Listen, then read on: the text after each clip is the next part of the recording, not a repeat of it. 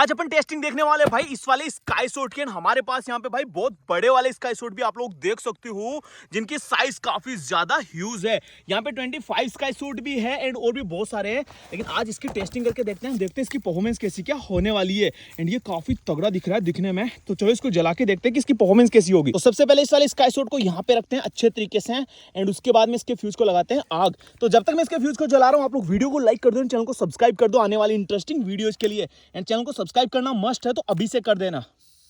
Okay चल चुका है, पीछे आ जाओ, देखते कैसा क्या फटने वाला है। ओके बहुत ऊपर जा चुका है, देखो।